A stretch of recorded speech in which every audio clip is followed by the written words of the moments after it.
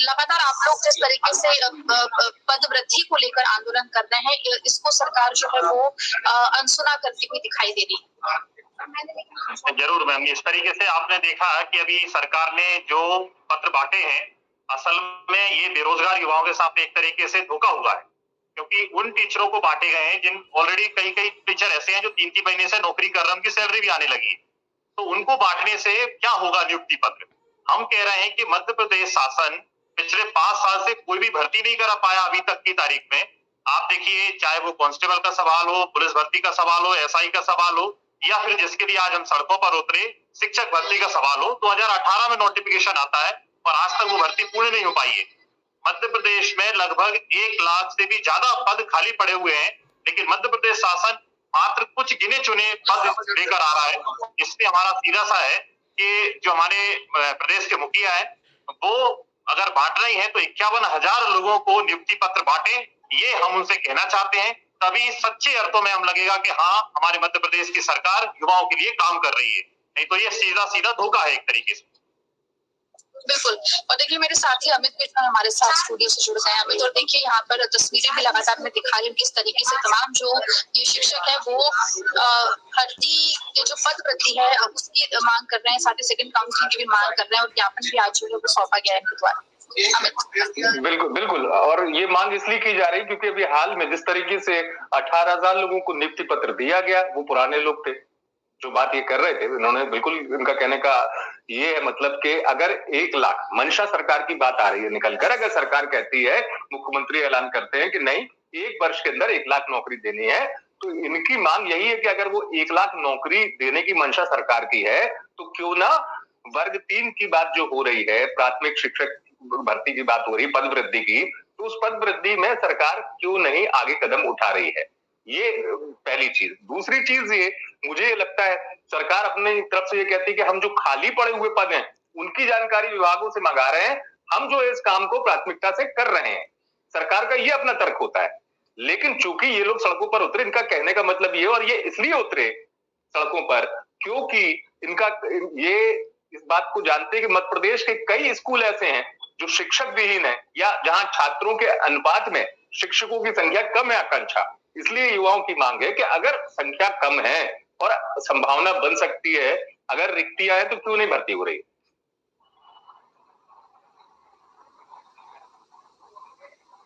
जी बिल्कुल, ये तमाम बातें अमित यहाँ पर आपने रखी।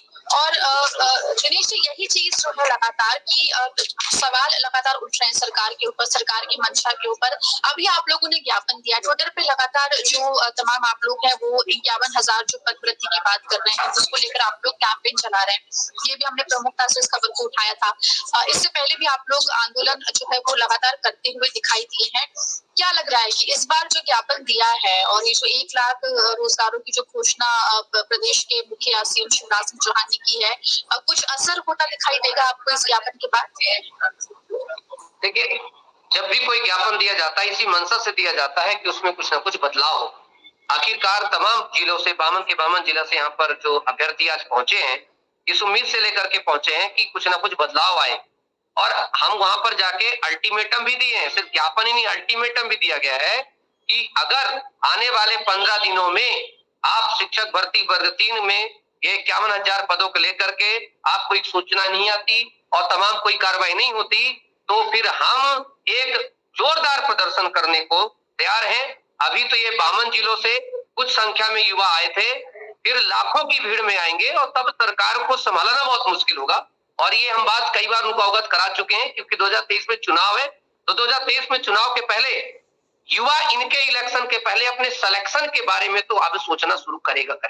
और मध्य प्रदेश का युवा इनके इलेक्शन के पहले अपने सिलेक्शन के बारे में लेकर के सरकार को हिला के रख देगा। ये दिनेश, मैं इस बात से सहमत हूँ कि युवा बिल्कुल ठीक है। मध्य प्रदेश की युवा की नियति में 2 चीजें रह गई हैं, एक तो बड़ा बेरोजगार, इंतजार, सरकार, ये 3 चीजों से जूझ रहा है मध्य प्रदेश का युवा, ठीक है ना? नहीं सर, नहीं सर, रोजगार, इंतजार, भर्ती है तो कोर्ट, फिर उसके बाद हाँ बिल्कुल कई फेज हो चुके हैं, कोर्ट तक जा रहा है। बिल्कुल, लेकिन अब होता यह है कि कभी बड़े चुनाव में कभी एक तरफा ऐसा कोई मुद्दा नहीं बनता, उस टाइम पर चीजें दूसरी हो जाती हैं। आम चुनाव, विधानसभा चुनाव जब होता है, अभी स्थिति ये है कि युवा दूर दूर से आ रहा है, चुनाव के टाइम उतना बड़ा मुद्दा बनता नहीं है दिनेश। नहीं, इस बार बनेगा सर तिवारी सर, इस बार हमने सोचा है इस बार लाखों की भीड़ में, इस चुनाव के पहले इस बार पूरे चुनाव में एक ही चीज याद रहेगी सरकार को, वो युवा। रात में सोएंगे अगर शिवराज सिंह चौहान तो उनको युवा याद आएगा, दिन में जागेंगे तो उनको युवा याद आ जाएगा, और हम ये पूरी करके रहेंगे, ये पूरी कोशिश रहेगी हमारी। ठीक है दिनेश जी, आज शिक्षक दिवस और देखिए अभी हाल ही में जो कार्यक्रम की हमने बात की थी जिसमें तमाम शिक्षकों को नियुक्ति पत्र जो है वो बांटे गए, काफी कुछ कहा सीएम शिवराज सिंह चौहान ने, अपने किस्से भी सुनाए कि किस तरीके से वो जो है स्कूल में थे और कैसे शिक्षकों ने उनके जीवन को जो है वो दिशा दी है। शिक्षक दिवस का मौका जिसपे सरकार बिल्कुल हर एक मंत्री, चाहे वो इंदर सिंह परमार जो की स्कूल शिक्षा मंत्री, उनका भी अगर आप ट्विटर चेक करेंगे तो उन्होंने शिक्षकों को बधाई दी शिक्षक दिवस की। उसके दिन मध्य प्रदेश के शिक्षकों का यूं धूप में जो है सड़कों पर उतरना। जवाब भी देंगे सर। और ये जो मैडम ने बोला है कि कल शिवराज सिंह चौहान जी ने एक स्पीच दी है, उसमें कई बातों को उन्होंने फ्रेश शिक्षकों को दिया, उसमें एक आपने कोटेशन भी पढ़ा होगा, आजकल पेपर में बहुत छाया हुआ है। उन्होंने कहा है कि एक शिक्षक को 500 रुपए मिलते हैं, मतलब मिलते थे, ऐसा उनका कहना था। उन्होंने बोला कि गंगा कहाँ से निकलती है, तो उन्हें गंगा निकलती है आपकी सतपुड़ा से। तो शिक्षक को डांटा भाई कि सतपुड़ा से गंगा थोड़ी निकलती है, तो 500 रुपए में तो गंगा सतपुड़ा से निकालेंगे हम, 500 रुपए में गंगा सतपुड़ा से निकालेंगे हम, क्योंकि पैसे कम मिलते हैं। तो उनको इतना समझना चाहिए कि सर आज भी शिक्षक के रूप में इन्होंने क्या कर रखा है। 6000 रुपए बोलते मिलते भी नहीं है सर उतने पैसे, 4000 रुपए मिलते महीने भर के। आप खुद समझ सकते हैं, आज 4000 रुपए अगर वो दे रहे हैं पूरे महीने के, उसका घर कैसे चलता होगा। तो ऐसे शिक्षक क्या उनको या तो परमानेंट करो, उनको परमानेंट करो, या फिर ऐसे शिक्षक रखो जो परमानेंट हो, जिनका घर चल सके, कम से कम 17-18 हजार रुपए, 20,000 रुपए कम से कम मिनिमम सैलरी हो। वर्ग 3, 4, 5, वर्ग 3, 1, 2 जिसकी भी हम बात करें, 34,000, 35,000 कम से कम इतनी सैलरी हो। आजकल एक गैरेज डी की भी इतनी सैलरी नहीं होती है कि 4,000 रुपए में दिन चलेगा। और वो बोलते क्या है, बड़ी बड़ी बातें, हम सम्मान कर रहे हैं शिक्षकों का। अरे अपमान नहीं तो क्या है, आप बताओ 4,000 रुपए महीने की तनख्वाह को अपमान बोले सम्मान बोलेंगे आप। अमित सर, अभी आपने एक दिन खबर भी छापा चलाया था, आज हम लोग जब डीपीआई गए तो डीपीआई के बाहर तंबू लगा करके वो 2018 वाले चयनित शिक्षक बैठे हुए हैं। जब आप जम्बूरी मैदान में इतना बड़ा तंबू गाड़ करके इतना बड़ा प्रचार करते हैं, वो जब कहते हैं कि ये आपका मामा, आपका शिवराज सिंह चौहान शिक्षकों के प्रति संवेदनशील है, तो ये एकदम इनके ऊपर एक बहुत बड़ा काला रंजित और कलंक दिखाता है। वो जो डीपीआई के बाहर बैठे हुए शिक्षक कई 6 महीनों से तंबू लगा के बैठे हैं, किसी प्रकार से जीवन यापन वहां पर कैसे कर रहे हैं, ये हम और आप घर बैठ के तो महसूस बिल्कुल नहीं कर सकते। जाना पड़ेगा, देखना पड़ेगा, जब उनकी समस्या समझ जाना पड़ेगा। जब मैं वहां पर गया, मैं बिल्कुल अपनी, पहले दिनेश आप अपनी बात पूरी कर लें, क्योंकि उनसे भी बात जब हमने की तो उनका ये कहना था कि हमें न्यायालय का हवाला दे दिया जाता है। नहीं, न्यायालय का हवाला मैं आपको बता दूं, जो 27% को लेकर के मैं तो एक एडवोकेट हूं। अब मेरे से तो कभी ये पता नहीं फिरते क्यों नहीं है। मैं तो आपके माध्यम से भी कहना चाहता हूं, इनके जो भी पढ़े लिखे लोग हों, सिर्फ पढ़े लिखे लोग जो सरकार में हो, वो मुझसे 5 मिनट की डिबेट कर लें। मैं इनको बताता हूं कि कहां पर आपने भर्ती की है, कहां पे नहीं की है। 27% पे जेल प्रहरी की भर्ती हो चुकी है, 6 महीने से लोग सैलरी उठा रहे हैं। आपको भर्ती देना नहीं है, झूठ और ड्रामा करना बंद करो आप इसमें। मैं उनको साफ साफ कहना चाहता हूँ, जेल भर्ती 27% के आधार के आरक्षण के आधार पर ज्वाइनिंग हो चुकी है, लोग सैलरी उठा रहे हैं, और आप कह रहे हैं कि 27% के आधार पर हम जो है वो शिक्षक भर्ती पूरी नहीं कर सकते, इसलिए उनको डीपीआई के बाहर जो है तंबू लगा के बैठना पड़ रहा है। ऐसे बदमाश नेताओं से, बदमाश दिनेश मैंने ये कहा था कि उनकी स्थिति वाकई में इसलिए बहुत ज्यादा चिंताजनक हो गई कि उनसे ना तो कोई संवाद करता है। वो मंत्री के यहाँ जाते हैं तो मंत्री महोदय मिलना नहीं चाहते उनसे। मैंने खुद कहा था उस सवाल में कि चलिए बाद में चीजें आएंगी न्यायालय की, बाद में चीजें आएंगी नियमों की, संवाद करना तो आपका दायित्व है ना, संवाद तो आप करोगे ना, कोई आपसे बात करने जाएगा। सर एक और इसमें बहुत बड़ा पॉइंट है कि जब देश की सरकार को बनना होता है तो न्यायालय तुरंत ही कार्रवाई करता है। मध्य प्रदेश में जब यहाँ पे इलेक्शन होते हैं पंचायत के, तभी तो कोर्ट में गया था मामला और कोर्ट में तुरंत सॉल्व हो गया। फिर आखिर क्या कारण है कि ये 3 से 4 साल से ये मामला सॉल्व नहीं हो पा रहा है? तो जो आदरणीय चौहान सर जो कह रहे हैं कि सरकार को असल में नौकरी देना नहीं है, असल बात वो है अगर ये चाहे तो फास्ट ट्रैक कोर्ट में इस मामले को ले जाएं, वो तत्काल रूप से इसको दें।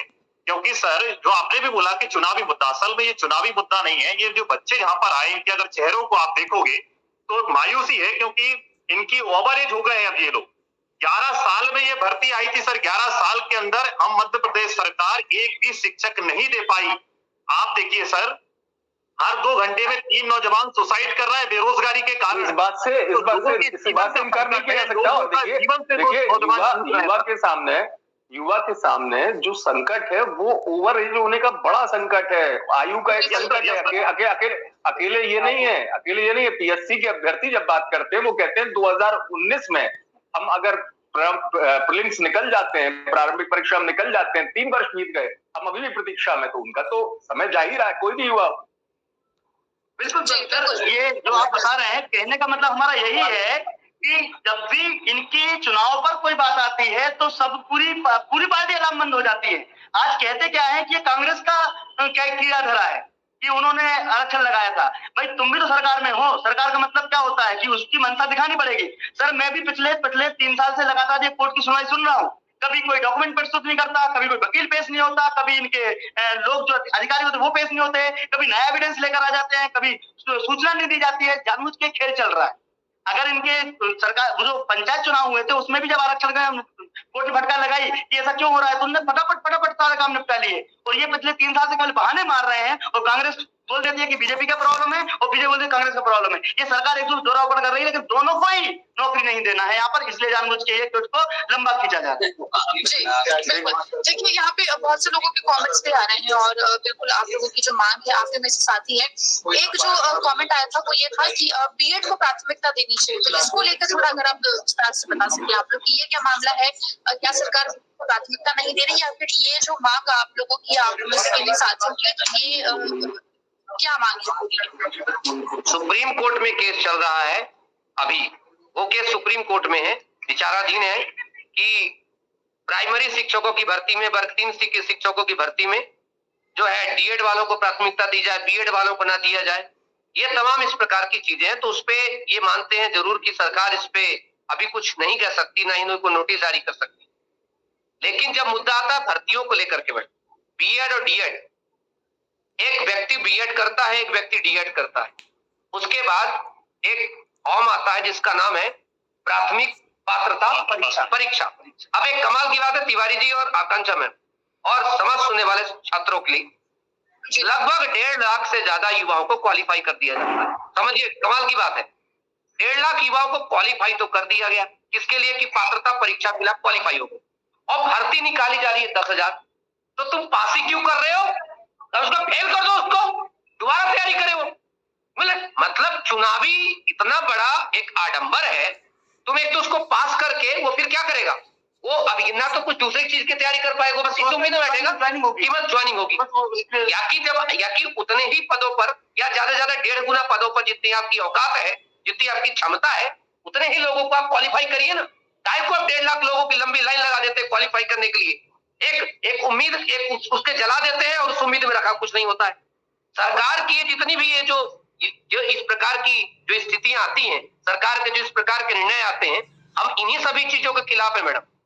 आपने सुना होगा कुछ मंत्रियों को ये कहते हुए कि साहब चूंकि अब प्राइवेट का जमाना आ चुका है इसलिए ज्यादा सरकारी भर्ती नहीं दी जा सकती। हमने उनसे एक ही चीज कही थी, एक काम करिए, 3 लाख पद खाली है उसको भर दीजिए रेगुलर भर्ती करके, उसके बाद हम नहीं मांगेंगे। और अगर नहीं भर सकते तो एक काम करिए, 230 विधानसभाएं हैं, 52 विधायकों से काम चलाया जा सकता है, एक डीएम एक डिस्ट्रिक्ट को संभाल लेता है। So it is very simple, 1 MLA can handle a district. So we need only 52 MLAs. So why there is a 230 MLAs? They are wasting money. ना कुछ नॉलेज, ना कुछ चीजें करते हैं, सदन में बस हंगामा करते रहते हैं। समझ नहीं आता कि चिल्लर पार्टियों की हो रही है या कि सब्जी बाजारे मच्छी बाजारे बैठे हुए हैं, तो कुछ निकल नहीं पाता। जनता का बस पैसा धोते रहो, जनता के पैसे छोड़ते रहो और जनता के लिए कुछ ना करो। तो ये जो हमारी मांग है, हमारी मांग की चले जाए, दोनों तरीके से चला जाए। इसलिए अभी जो प्राथमिक शिक्षक भर्ती का जो मुद्दा है इसको प्रबलता से लिया जाए, क्योंकि जो बच्चे हैं प्राथमिक शिक्षक में प्राथमिक शिक्षक कौन ग्रहण करता है? पहले से लेकर 5वीं तक का बच्चा, टीचर है ही नहीं, क्या पढ़ेगा? सबसे बड़ी बात है, अगर आपने कभी सभी लोग पढ़े लिखे हैं, सब जो डिबेट में हो चाहे सुन रहे हो, नींव अगर मजबूत ना हो किसी मकान की तो मकान गिर जाता है। और प्राथमिक शिक्षक सबसे बेसिक नॉलेज की बात होती है। अगर वहीं पर आप आनाकानी करोगे तो फिर पढ़ा लो आप कॉलेज और उच्च शिक्षा मंत्री क्या कर लेंगे। वो जब नींव मजबूत नहीं होगी, बच्चा सुबह मतलब पहले तो बचपन से सही से नहीं पढ़ेगा, उसके पास फैसिलिटी नहीं होगी, तो फिर वो कर क्या लेगा बाद में जाके। तो हमारी मांग यही है कि सबसे पहले तो बुनियाद सुधारी जाए, उसके बाद जाके हम बिल्डिंग खड़ी कर सकते हैं। आपने अपनी मांग रखी है बिल्कुल। जी आकांक्षा। जी अमित, पूरी बात कर लीजिए। मैं कह रहा हूँ मांग रखी है, लेकिन जो आप लोग मांग में बात रखते हैं, कितनी रिक्तियां आपको पता है ऐसी कि जो मध्य प्रदेश में अभी हो सकती, प्राथमिक प्राइमरी की बात कर रहा हूँ मैं, कितनी रिक्तियां हैं? According to news and survey और जो भी आपकी सरकारी रिपोर्ट है, 1.25 लाख यानी कि 1.25 लाख भर्तियां, 1.25 लाख पद प्राथमिक शिक्षक के खाली हैं। अब हाँ, उसमें झोलझाल करने में ये माहिर है, कहीं ना कहीं बोलेंगे क्लोजर मर्जर ये कर दिया, तब भी 1 लाख से ऊपर पद खाली हैं, ये हम बता सकता हूँ। ना हो तो ITI लगा के पूछ ले सर, बिल्कुल 1.25 लाख पद खाली हैं और ये लोग 50,000 भर्ती कराने के लिए भी रो रहे हैं। ठीक, तो आपकी मांगे 11 वर्षों में हुई है। तिवारी सर, आपसे बोलना चाहूंगा, 11 वर्षों में सर इतने सारे रिटायरमेंट भी हुए हैं, तो उन पदों पे भी सरकार अभी 1 लाख का जुमला पिछले 2 सालों से दे रही है। जैसे चुनाव आते हैं वो 1 लाख करते हैं, और फिर अभी 18,000 जो नियुक्ति पत्र दिए गए उनको भी काउंट कर लेते हैं। अतिथि शिक्षकों के जो पद भरे गए हैं, 80,000 अतिथि शिक्षकों से काम करा रहे हैं, कायदे से उनको एजेंट बोला जाता है सरकार का सर, और उनको जो है मतलब वेतन के नाम पर ना के नाम की सैलरी दी जाती है। 80,000 अतिथि शिक्षक खुद परेशान, अतिथि शिक्षक लगातार हमसे बात करते हैं, अतिथि शिक्षक खुद ये कह रहे हैं परेशान है सर, पिछले 14 वर्षों से परेशान है। बोलो वो कहीं ना कहीं 80,000 ये बदला है और नियमित शिक्षक अलग है सर। बिल्कुल, कुल मिला के ये है, एक तो अतिथि शिक्षक परेशान है, मतलब फ्रस्ट्रेटेड। अब आप लोगों ने फ्रस्ट्रेटेड लोगों के सिर पे रख दिया है प्राथमिक शिक्षा का जुम्मा, शिक्षक व्यवस्था का जुम्मा रख दिया आपने, देश की नींव रख दिया है आपने फ्रस्ट्रेटेड लोगों के पास। छात्र क्या बनेगा? फ्रस्ट्रेशन छात्र निकलेगा वहां से फ्रस्ट्रेट होकर निकलेगा तो क्या देश का विकास करेगा, क्या प्रदेश का विकास करेगा? जी सर, अब कहा जाता है, हमारे बड़ा एक जुमला है हमारे वहां पर कि अतिथि से कोई काम नहीं करवाया जाता। तुम तो अतिथि से बिना तिथि तक काम करवा रहे हो, मतलब कुछ भी, मतलब कोई 11 महीने का बोल के 11 साल से करवा रहे हैं। जब आप बात करेंगे 11 महीने का कॉन्ट्रैक्ट है सर, 11 महीने का कॉन्ट्रैक्ट बोल के 11 साल से करवा रहे हो। तो स्पष्ट हो पाएगी बात। अगर आप काम करा रहे हो तो वेतन पूरा दो। ये अतिथि का मतलब होता है कि 3-4 लेक्चर आके पढ़ा के चले जाना। रेगुलर टीचर से भी ज्यादा काम करवाया जाता है। अगर आप पूछ रहे हैं कि तिवारी जी आप तो संपर्क में होंगे, रेगुलर टीचर से भी ज्यादा काम करवाते हैं, सारी लिखा पढ़ी करवाते हैं, सुबह बुलाते हैं, शाम को छोड़ते हैं, और सैलरी मात्र कहने को 6,000 है ऑन पेपर, 4,000 से ज्यादा घर लेके नहीं जाता है, उसका पैसा भी काट लिया जाता है। तो ऐसा क्यों किया जा रहा है? ये तो जानबूझ कर शोषण है ना कुल मिला के।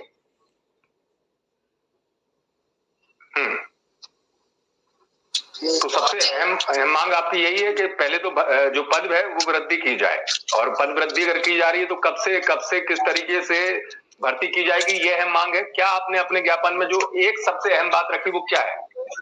बात यह है कि 51,000 पद निकाले जाएं शिक्षक भर्ती वर्ग 3 के, और संयुक्त काउंसलिंग हो जिसमें जनजाति विभाग और अपनी DPI दोनों साथ में एक साथ पद भरे, ताकि बच्चे का सेकंड काउंसलिंग थर्ड काउंसलिंग की जरूरत क्यों पड़ रही है? जब तुमको पता है कि पद खाली है तो एक काउंसलिंग पूरे भर दो ना। ये 3-3 साल तक बच्चों को लटका क्यों रखा जाता है? ज्वाइनिंग लेटर आएगा बच्चा बैठा रहता है सालों तक। आप 1 साल में पूरी भर्ती कर सकते हो सर? नहीं कर सकते। अरे इनकी सबसे समस्या तिवारी सर, मैंने कभी एक लेटर देखा था, ये 6 टीचर ऐसे हैं, मेरे पास जो लेटर 6 टीचर ऐसे थे जिनकी नौकरी 3 से 4 जगह लगी हुई है। हाँ, मतलब ऐसा इतनी बड़ी गलती कैसे कर सकता है विभाग ऐसी गलती? मतलब एक नौकरी मिल नहीं रही और एक शिक्षक को अब 3 जगह पोस्टिंग दे रहे हैं, मतलब सुपरमैन बन जाएगा क्या वो? कैसे जॉब करेगा? और जब इस प्रकार कर देते तो जो 6 लोग अगर उसकी जगह जो वेटिंग पे खड़े उनको नौकरी मिलती, कितना अच्छा होता। इतनी बड़ी गलतियां कैसे कर देते? कैसे कर सकते हैं? ये तो हमारी मांग है, इसमें सुधार करिए, ठीक, अच्छे लोगों को रखिए। इसलिए मैं कहता हूं संविदा पे ज्यादा काम मत करवाइए। संविदा पे काम करते करते इंसान का दिमाग फ्रस्ट्रेट हो जाता है। पता चले ऐसा हो कि हमारे मध्य प्रदेश में 6 मुख्यमंत्री हो जाए, बड़ी दिक्कत हो सकती है। टाइपिंग मिस्टेक है जी। तिवारी जी की बिल्कुल बात का एक सटीक मतलब ये हमारी मांग ये है कि संविदा एक लिमिट तक करवा जानी चाहिए सर। 1 साल 2 साल तक संविदा ठीक होता है। तुमने तो मान लिया कि संविदा ही सब कुछ है सर। एक बार अगर आप देखोगे, यकीन मानोगे, बच्चों ने लिखना शुरू कर दिया संविदा शिक्षक भर्ती, भले शिक्षक पात्रता परीक्षा है, अभी वो संविदा ही मानता है। जबकि परमानेंट होनी चाहिए, लेकिन उनको क्या लगता है संविदा, यानी कि उसके मन में ये बैठ गया है कि जो भर्ती होगी ना वो संविदा पे ही होगी। तो ऐसा क्यों हो रहा है? संविदा शिक्षक एक नामात्र के लिए कुछ समय के लिए टेम्परेरी व्यवस्था थी ना, उसको उन्होंने परमानेंट मान लिया, और जो परमानेंट होना चाहिए बिल्कुल ये सवाल उठता है कि संविदा व्यवस्था को क्या विकल्प मान लिया गया। ये एक बड़ी बात है कि संविदा व्यवस्था अगर उससे चल रहा है सब चीजें, तो क्या ये मान लिया गया कि नहीं यही व्यवस्था अच्छी है? एक सवाल है, बिल्कुल है। सुप्रीम कोर्ट ने एक बड़ी बात कही थी, जिस राज्य में, जिस देश में लाखों की संख्या में योग्य और पात्र अभ्यर्थी हो, वहां पर संविदा कर्मी रखना उनके साथ धोखा है, और ऐसी सरकारों को तुरंत इस्तीफा दे देना चाहिए। सरकारें सत्ता छोड़ देनी चाहिए और कह देना चाहिए हमसे नहीं हो पाएगा, हम संभाल। मैं आपको बताना चाहता हूं, ये जो संविदा का ये जो यंत्र शुरू हुआ है, ये संविदा जो प्रथा शुरू हुई है, ये तो सती प्रथा से भी गंदी है, ये तो बाल विवाह से भी गंदी है, दहेज प्रथा से भी गंदी है, और यूं कहे कि संविदा प्रथा देश में वो कलंक है, वो का रोग है जो धीरे धीरे पूरे देश को बर्बाद करता जा रहा है। और ये शिक्षा व्यवस्था में जो लाए गए संविदा कर्मी लाए गए हैं, आज उसी की वजह है कि मध्य प्रदेश शिक्षा में लगातार पीछे होता जा रहा है। आज इसीलिए बेरोजगारों की संख्या लगातार बढ़ती जा रही है, क्योंकि आप अगर शिक्षा की नहीं देंगे, स्किल नहीं मिलेगा। सर कहना वो है कि दो चीजें ऐसी होनी चाहिए, शिक्षा और स्वास्थ्य, जिसमें कॉम्प्रोमाइज नहीं करना चाहिए कभी भी। शिक्षा और स्वास्थ्य विभाग में भी आप ये बुनियादी चीजें होती हैं, ये बुनियादी चीजें होती हैं, और जिस राज्य में इस बुनियादी चीजों का अगर सही तरीके से क्रियान्वयन होता है तो राज्य की जो है जिसे कहते हैं प्रगति भी नजर आती है, उन्नति भी नजर आती है। बेसिक चीजें होती है, चाहे वो शिक्षा स्वास्थ्य, ये हम सब जानते हैं, शिक्षा स्वास्थ्य बेसिक चीज होती है। उसमें कौन राज्य किस दिशा में क्या काम कर रहा है, जो अच्छा करता है वो फर्स्ट भी होता है देश में राज्य, कि वो राज्य हम खुद देखते हैं कि इस दिशा में सबसे आगे निकला है। बड़ी बात एक बड़ी बात बहुत आ रही है, पता चले कहीं चली जाए, कह लूं हर एक जिले से एक टॉप का शिक्षक चुनना था, इनके पास 14 शिक्षक मिले। अरे तुम्हारी सरकार को तू है, सरकार को तुम जाकर के आग लगा दो ऐसी सरकार में कि तुम एक जिले में एक अच्छा शिक्षक नहीं चुन पाए। कहां से चुनते? शिक्षक रख के हो, संविदा भर्ती से काम करवा रहे हो, कहां से अच्छा काम कर पाएगा? आज मात्र शिक्षक दिवस पर मात्र 14 शिक्षक जो है आप बेहतर शिक्षक चुन पाए, 52 शिक्षक नहीं चुन पाए। हमसे बोल देते, हम अच्छी कोचिंग से 20-50 भेज देते आप लोगों को, बिल्कुल रिकमेंड करके भेजते। कहने का मतलब सर ये कि शिक्षा और स्वास्थ्य में अगर आप कॉम्प्रोमाइज करोगे तो वैसा ही तो राज्य बनेगा। अगर आप शिक्षक जो है वो अच्छे नहीं रखोगे, जानबूझ के उनके दिमाग पे लोड डालोगे, तो 2,000 में काम कराओगे, उसका काम करेगा ही नहीं। अगर आप नर्सेज या आपने डॉक्टर ऐसे रखोगे जो 500, 600 रुपए में काम करेगा, वो अच्छा काम करेगा ही नहीं। तो शिक्षा और स्वास्थ्य दोनों बिगड़ेगा, और दोनों ही चीजें किसी भी राज्य की प्रगति के लिए, ग्रोथ के लिए अति आवश्यक होती है। तो हम तो चाहते हैं कि बेसिक, इससे कोई इनकार नहीं कर रहा है, इससे कोई इनकार नहीं कर रहा। दिनेश चूंकि मुखर हो जाते हैं, दिनेश का अपना एक तरीका है अभिव्यक्ति का, मैं जानता हूँ दिनेश मुखर होकर ज्यादा चीजों को बोलते हैं, और मैं उस चीज को इस तरीके से कहता हूँ कि हाँ ठीक है, बिल्कुल कि आप अपनी मांग रखिए, और मांग रखने के बाद फिर देखने वाली बात यह है कि कितना सुना जा रहा है और क्या सच्चाई, वो भी सामने तो सब आता है दिनेश, इसमें ऐसा नहीं कि सामने नहीं आती है चीजें। यही वजह है कि 18,000 को भी नौकरी मिली, उन 18,000 ने भी संघर्ष बहुत किया था सड़कों पर। यहाँ पर देखिए तमाम जो बातें आप लोगों ने रखी, इसमें ये चीज बहुत अहम है कि 51,000 जो पदों की आप लोग मांग कर रहे हैं, पदवृद्धि की मांग हो गई, और डीएड को लेकर जो आपने बात रखी वो, उसके अलावा और भी जो वर्ग है शिक्षक के, जो चयनित शिक्षक ओबीसी वर्ग लगातार, जिस तरह दिनेश ने बताया, हम भी लगातार उन तमाम शिक्षकों से बने रहे। आज भी हमारी उनसे बात हुई थी कि वो मार्च से डीपीआई के बाहर जो है वो धरना प्रदर्शन कर रहे हैं। इस बीच जो है बरसात भी हो गई और कड़ी धूप जो है वो भी देखने को मिली भोपाल में, और उसके बावजूद भी वो बने हुए हैं। तो शिक्षक दिवस के दिन आज हम इस पूरे मुद्दे पर खास तौर पे बातचीत कर रहे हैं, तो ये काफी सरकार के ऊपर प्रश्न उठाता है, पूरी प्रणाली के ऊपर प्रश्न उठाता है। वहीं गुणवत्ता की भी यहाँ पर बात हुई कि किसी भी राज्य का पढ़ाई को लेकर, तो मध्य प्रदेश में कई स्कूल ऐसे हैं जहाँ पर स्कूलों में जो टीचर्स हैं उनकी कमी है। प्राइमरी स्कूल खासतौर पे एक टीचर के भरोसे जो है वो पूरा प्राइमरी स्कूल जो है वो चल रहा है।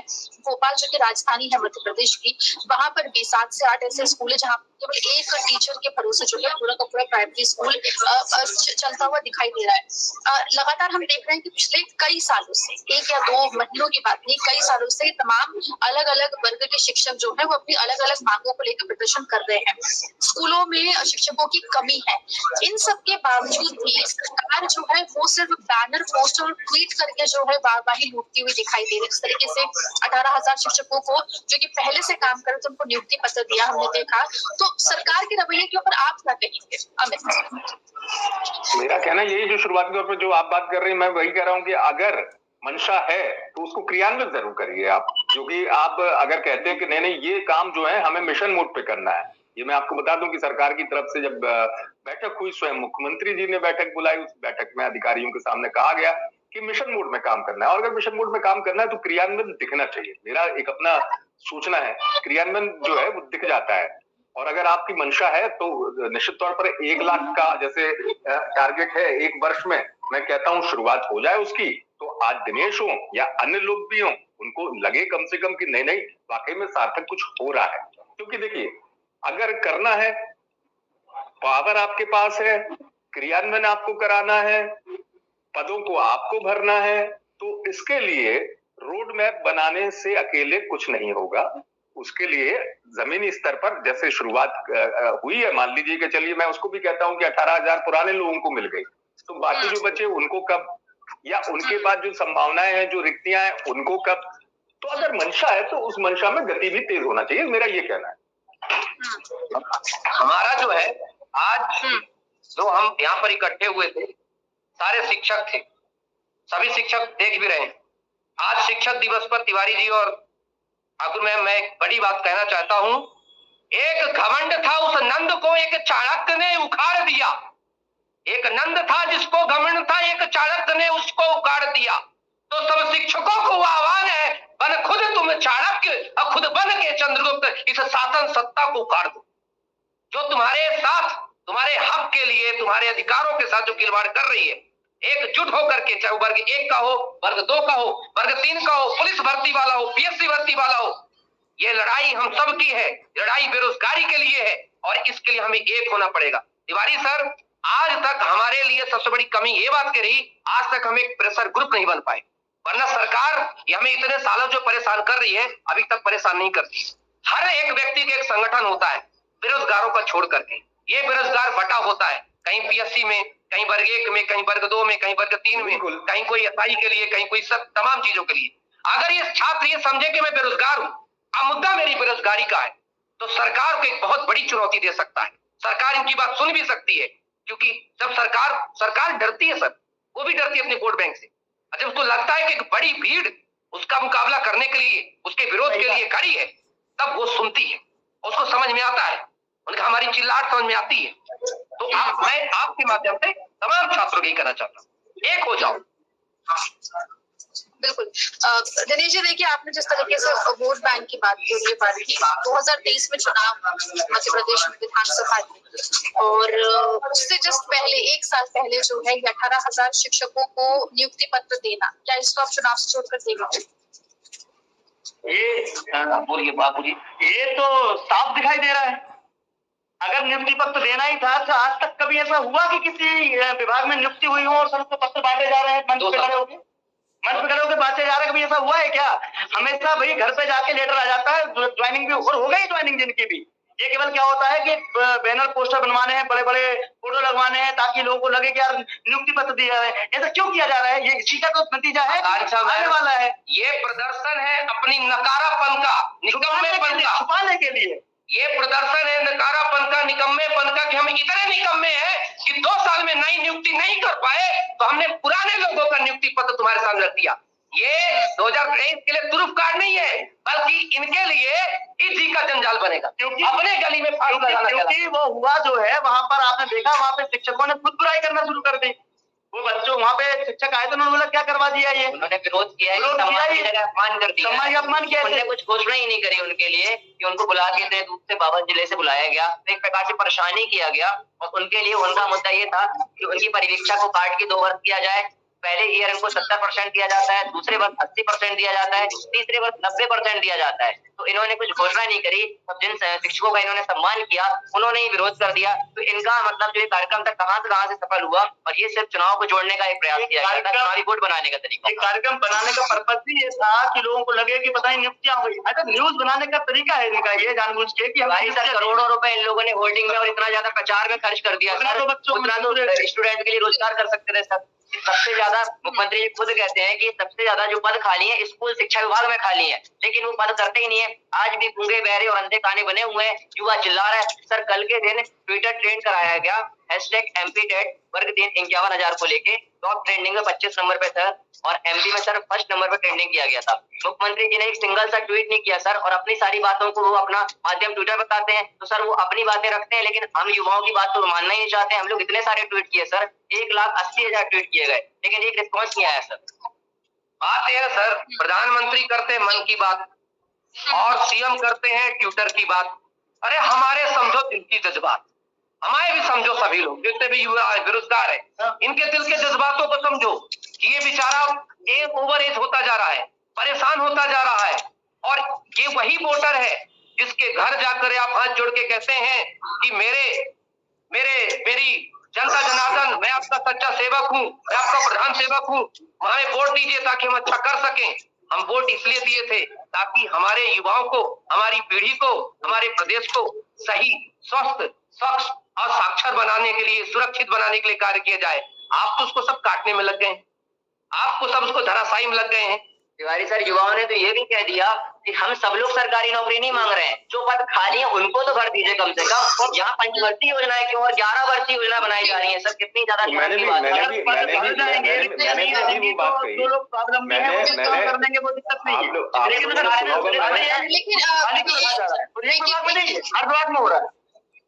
मैंने भी वही कहा, मैंने वही बात कही कि अगर रिक्तियां हैं तो रिक्तियों को भरने की शुरुआत होना चाहिए। ठीक है, देखिए ये तमाम बातें बिल्कुल देखिए सरकार के ऊपर जी मैडम, इसमें एक और खास बात है कि जब भी भर्तियां निकलती हैं, आप देख लो पिछले 10-15 साल का रिकॉर्ड उठा के, जब भी चुनाव आने वाला होता है उस समय ही क्यों आती है? मतलब उसके पहले क्या बच्चा बेरोजगार नहीं होता है? ये सवाल बिल्कुल सवाल वाजिब है, लेकिन मैं आप लोगों से एक चीज और जानना चाहती हूँ दिनेश जी, आपसे भी खास तौर पर, तमाम जो आप शिक्षक यहाँ पे मौजूद हैं, 51,000 पदों की जो है पदभर्ती की आप बात कर रहे हैं, यानी कि बिल्कुल, और लाखों में जो संख्या है वो ऐसे स्कूलों पद जो रिक्त हैं शिक्षकों की, उनकी संख्या लाखों में है। तो देखिए आज आप लोगों का प्रदर्शन था, तो 2 सवाल मेरे आप लोगों से। एक तो ये कि प्रदर्शन में आज कितने लोग शामिल हुए, क्योंकि जो संख्या बल आप लोग डिमांड कर रहे हैं वो काफी ज्यादा है, क्योंकि और वो आज के जो प्रदर्शन में शामिल हुए शिक्षक ही उनसे मैच नहीं कर पाए। तो ऐसे में दूसरा सवाल ये कि आज कितने लोग शामिल हुए इस प्रदर्शन में, और जो भीड़ जुटनी चाहिए बेरोजगार युवाओं की, शिक्षकों की, वो जुटती हुई दिखाई क्यों नहीं दे रही है? नहीं, इसमें क्या था, लगभग 400 संगठन के लोगों का प्रतिनिधित्व करते हुए कुछ करीब 1000 के बीच में संख्या में छात्र थे। कुछ छात्र अलग अलग जगहों पर थे ताकि एक जगह भीड़ न लगाई जाए। कुछ लोग थे हमारे जवाहर चौक के पास और कुछ छात्र वहां पर थे।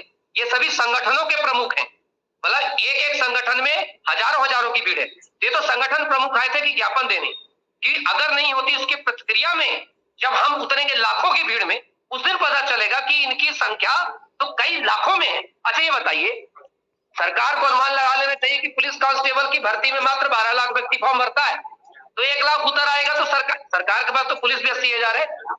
6-6.5 लाख बच्चा फॉर्म भरता है, MP-TET वर्ग 3 का बच्चा फॉर्म भरता है। अगर शिक्षक भर्ती वाला भी आ जाएगा तो समस्या खड़ी हो जाएगी। और आज हम प्रशासन को समस्या नहीं देना चाहते थे, शासन को समस्या देंगे तब लिखित में परमिशन लेने के बाद आ रहे हैं, संभाल सको तो संभालो। उस दिन आएंगे मैडम, उस दिन दिखाएंगे संख्या पर। ये तो ज्ञापन था, अल्टीमेटम था कि हम आने वाले हैं। दिनेश जी देखिए, आज आपने ज्ञापन जो है वो दिया, वो ठीक है, लेकिन इससे पहले भी कई बार ज्ञापन दिए जा चुके हैं। चयनित शिक्षकों के द्वारा भी जो है कई बार हल्ला बोल जो है वो किया जा चुका है, लेकिन उस तरीके की भीड़ जो है वो हमें देखने को दिखाई नहीं देती। जितने लोग ट्विटर पे ट्रेंड कर रहे होते हैं उतने सड़कों पर दिखाई नहीं देते। और खासतौर पे ये कि ये भी एक सवाल उठता है, वो ये कि क्या बेरोजगारों के इतना संगठन ठीक है? और क्योंकि देखिए अब अलग अलग संगठन की आप यहाँ पर बात कर रहे हैं, तो क्या ऐसा नहीं हो सकता कि एक ही संगठन हो जो सभी की लड़ाई एक साथ लड़े और एक साथ जो है ये तमाम लोग जो है वो सड़कों पे दिखाई दे, शायद उसके बाद सरकार जो है वो सुने आप लोगों की। यही प्लान मैं आपको बताना चाह रहा हूँ कि आने वाले समय में पूरे मध्य प्रदेश के समस्त संगठन एकत्रित होकर के एक मंच पर लड़ेंगे, और वो फिर एक दिन के लिए नहीं होगा, वो फिर हफ्ता हो जाए, महीनों हो जाए, कई महीने चल जाए। राशन पानी सीधा लेकर के आएंगे, ताकि यहीं रहेंगे और उसी मैदान पर डट करके जब तक भर्तियों को लेकर के ये मध्य प्रदेश के इतिहास में एक ऐसा चीज करवाएंगे कि जम्बूरी मैदान हो या कोई मैदान हो, वहीं कैबिनेट मीटिंग पहली बार बैठेगी।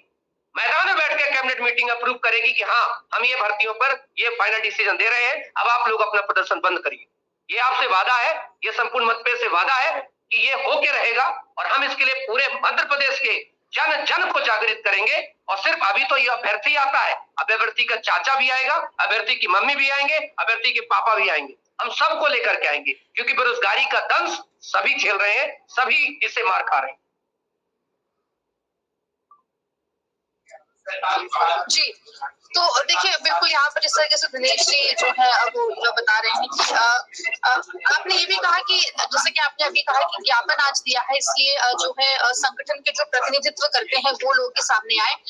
आगे आप लोगों का क्या कुछ प्लान ऑफ एक्शन रहेगा? क्योंकि आज तो आप लोगों ने ज्ञापन दे दिया, इससे पहले भी कई बार ज्ञापन दिए गए हैं, तो आगे आप लोग और क्या करेंगे अगर आज ज्ञापन देने के बाद भी कोई सुनवाई आप लोगों की नहीं होती है?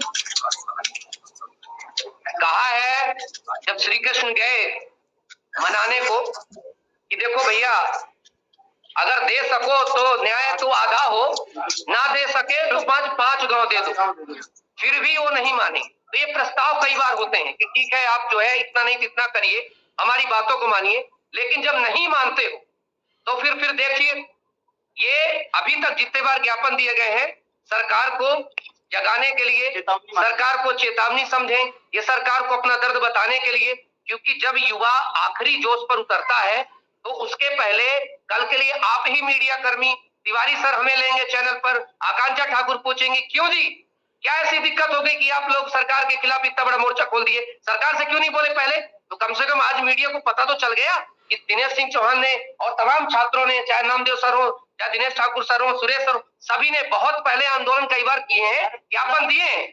तो अब जब जोरदार आंदोलन होगा तो कम से कम मीडिया के पास ये पहले से सवाल रहेगा, उसका जवाब रहेगा। इन्फॉर्म किया था, अब बहुत बार किया था, और आंधी आने से पहले हमने बता दिया, और वास्तव में आंधी ही आएगी अगर इन्होंने नहीं माना तो बहुत बड़ा एक विशाल मतलब ऐतिहासिक रहेगा ये। इस बार ये हम बस कमिटमेंट थोड़े शब्दों में कर रहे हैं, ऐतिहासिक रहेगा। ऐसा आंदोलन आपने कभी भी भोपाल या इंदौर या एमपी में नहीं, मध्य प्रदेश में एमपी में कभी नहीं देखा होगा अभी तक। आपके चैनल के माध्यम से बता भी देना चाहते हैं कि सारा युवा अगर इकट्ठा हो जाए, 8.5 करोड़ की हमारी आवाम है, जनसंख्या है मध्य प्रदेश की, और हम 2.5 करोड़ युवा है, अगर सारे इकट्ठे हो जाए तो कहीं ना कहीं 2023 का जो इनका चुनाव है वो भारी पड़ेगा, अगर रोजगार के मुद्दे पे ये कहीं ना कहीं धरती लेवल पर क्रियान्वयन नहीं करते हैं सही टाइम, ये तो देखने मिलेगा भाई। बिल्कुल, देखिए सवाल मैंने आप लोगों से ये भी किया था कि जिस तरीके से अगले साल चुनाव होने वाले हैं और उससे पहले इस तरीके से जो नियुक्ति पत्र बांटे गए उसको चुनाव से जोड़ के देखते हैं। लोकतंत्र में विपक्ष की भूमिका बहुत महत्वपूर्ण मानी जाती है, और बेरोजगारी जो है वो मध्य प्रदेश का सबसे बड़ा मुद्दा जो है मेरी नजरों में तो है। इस तमाम मुद्दों पे एमपीटीटी वर्ग 3 पद जो वृद्धि है उसको लेकर और ओबीसी का जो मुद्दा है उसे लेकर, ये तमाम जो आप लोगों के मुद्दे हैं, इस पर विपक्ष से कितना आप लोग को सहयोग मिलता है ये भी आप यहाँ पर क्लियर कर दीजिए। चोर चोर मोसे भाई, ये दोनों एक ही थाली के चट्टे बट्टे। विपक्ष कौन है मैडम यहाँ पे? अगर विपक्ष को इतनी चिंता इसलिए नहीं है, विपक्ष इसलिए साथ नहीं देता है क्योंकि विपक्ष के हाथ भी खराब हैं, उसके हाथ भी गंदे हैं, वो भी नहीं चाहते नौकरी दें, क्योंकि उन्होंने ही तो ये ओबीसी आरक्षण का मुद्दा अलग डाला है ना। नहीं तो 4-5 साल से 6 साल से भर्तियां नहीं हो रही है, 3 साल से भर्तियां नहीं हो रही है, रीजन क्या है? तो विपक्ष कभी बोलेगा नहीं, क्योंकि अगर वो बोलेगा तो ये भी उनको चुप करा देंगे और ये पीछे सब सांठगांठ होती रहती है इनकी आपस में, चाहे विपक्ष हो चाहे पक्ष हो, ये दोनों का ही एक ही डंडा है, इसके लिए ये दोनों ही जिम्मेदार हैं। ये नहीं चाहते हैं कि भर्तियां आए, कोई भी नहीं चाहता, विपक्ष बोलेगा नहीं, ये मैं बोल सकता हूँ। हाँ, ये दिखावा जरूर करेंगे कि बेरोजगारी का मुद्दा उठा लेंगे एक दिन, लेकिन वास्तव में ग्राउंड पे नहीं उतरेंगे। क्यों चौहान साहब? देखो विपक्ष में आकांक्षा मैम आपने बहुत अच्छा प्रश्न पूछा। विश्व का कौन सा ऐसा राज्य विपक्ष विहीन? वो है मध्य प्रदेश। बिल्कुल विपक्ष है ही नहीं इसमें। ये जो विपक्ष है वो भी बीजेपी की गोटियां खेलता है। आखिरकार कल इनकी तो सरकार थी, विपक्ष में से तो कुछ लोग आकर के कहां चले गए? पक्ष में चले गए। तो ये विपक्ष विहीन सरकार है। यहाँ पर एक ऐसा फुटबॉल मैच हो रहा है, एम्पायर भी मैं हूं और दोनों टीम से मैं ही खेल रहा हूं। इसका सीधा सा संवाद है। यहाँ पर मध्य प्रदेश में विपक्ष मात्र और मात्र बेरोजगार युवा है, यहाँ की जनता है जो परेशान है। अब कांग्रेस से उम्मीद नहीं होती कि विपक्ष में कुछ कर पाएंगे। क्यों? क्योंकि उनको भी अच्छे से पता है कि उनके खेमे में पता नहीं कौन ऐसा हो कि कल के लिए जैसे मौका मिले पड़ला बदल के उस गोली पहुंच जाए। तो वो जानते हैं अच्छे से, ये समझ भी चुके हैं कि उनकी राष्ट्रीय स्तर पर भी और राज्य स्तर पर भी उनकी कमजोर पकड़ है और युवाओं की पकड़ बल्कि उनसे ज्यादा भारी है। आप तिवारी सर, आप तो अच्छे एनालिसिस है। मुझे लगता है मध्य प्रदेश में बेहतर, जो मैं अगर एनालिसिस में देखूं, आपसे बेहतर मैंने अभी तक किसी को नहीं पाया। आपने एक चीज देखी होगी, विपक्ष हमारे से पीछे पीछे चलता है। भले हमारी संख्या कम हो, 400, 500, 1000 में आते हैं, लेकिन विपक्ष से ज्यादा बड़ी भूमिका हमने निभाया और अच्छे से ओरिजिनल तरीके से निभाया। हमने पैसे देके युवाओं को नहीं बुलाया कि 5,000 रुपए का कार्यकर्ता देके बुलाया हो। अपने जेब से पैसे देकर के आता है, खर्च करता है, लैंड खाता है, घर जाता है, मलहम लगाता है, फिर आता है, फिर से खाएंगे। लेकिन तब तक नहीं चुप रहेंगे जब तक हमारे अधिकार नहीं मिले। तो बड़ा विपक्ष तो हमें। विपक्ष जैसे यही बात हो रहा था कि विपक्ष क्या करता है, मुद्दे ढूंढ, उसका मुद्दे है नहीं, लेकिन जब उसको लगता है कि जनता इकट्ठी इस मुद्दे पे हो रही तो अपना थोड़ा सा एक झुंझुना पकड़ा। बेरोजगारी पे भी लड़ चुके हैं, एक दो बार देखा है। एक दिन का कार्यक्रम करते हैं, छोटा सा कार्यक्रम करते हैं, खुद के कार्यकर्ता लाते हैं, हर लागू करते हो, भग जाते हैं। वास्तविकता वास्तव में उस पर युवा है ही नहीं। युवा जो आता है वो बिन बुलाया आता है, जब वो खुद परेशान होता है वो अपने आप आ जाता है, लेकिन इनको बुलाना पड़ता है। क्यों? क्योंकि इनको कुछ ना कुछ दिखाने को चाहिए ना विपक्ष, लेकिन इनके पास कुछ भी। कुल मिला के विपक्ष से आप बेरोजगार युवा जो है, जो अपनी मांग को लेकर लगातार उम्मीद नहीं नजर नहीं आती है ना, उनके मन में भी चोर है। मैं तो साफ बोलूंगा कि विपक्ष भी इतना कमजोर है, वो बोल ही नहीं सकता। बिल्कुल। तो हमें देखिए यहाँ पर सरकार सुन नहीं रही है, विपक्ष से उम्मीद नहीं है और बिल्कुल जो बहुत स्थिति जो है वो गंभीर होती दिखाई दे रही है। बिल्कुल, सरकार अगर सुन नहीं रही है विपक्ष का, जैसे ये कह रहे हैं, बाद में विपक्ष में कांग्रेस इसलिए नहीं कह रहा हूँ, बात कोई भी हो, सियासत जहां आ जाती है, इस बात से दिनेश और अन्य साथी भी इत्तेफाक रखेंगे, वहां मुद्दा हमेशा पीछे रह जाता है, क्योंकि सियासत अपने गाड़ी को आगे रखती है, मुद्दा हमेशा जो है पीछे चलता है। सियासत में पीछे हो जाता है जो मुद्दा, सियासत हमेशा आगे रहती है। लेकिन हाँ, अब बात है सरकार के दायित्व की, तो मेरा मानना यह है कि अगर प्रदेश का युवा मांग कर रहा है तो प्रदेश की युवा की मांग पर ध्यान दीजिए और मुद्दे में तर्क के साथ बात रखी जा रही है कि अगर इतनी संभावना बन रही है तो क्यों नहीं उसके पीछे आप जो है उस काम को आगे बढ़ाते हैं या उस चीज को आप उस प्राथमिकता में लेते, प्रायोरिटी जिसे हम कहते हैं, कि ये काम जो है, क्योंकि युवा बात अधिकार की कर रहा है और युवा तर्क के साथ अधिकार की बात कर रहा है। ऐसा युवा नहीं है मध्य प्रदेश का जिसको पता ना हो, कि जानकारी ना हो, जानकारी के अभाव में केवल जिसे कहते हैं ना कि जिंदाबाद जिंदाबाद और 10 लोग इकट्ठे हुए और जिंदाबाद जिंदाबाद कर लिया, ज्ञापन दे दिया। बात वो नहीं है, ये एक यात्रा है। इस संघर्ष को मैं एक यात्रा कहता हूँ, आकांक्षा, और यात्रा बहुत लंबी होती है।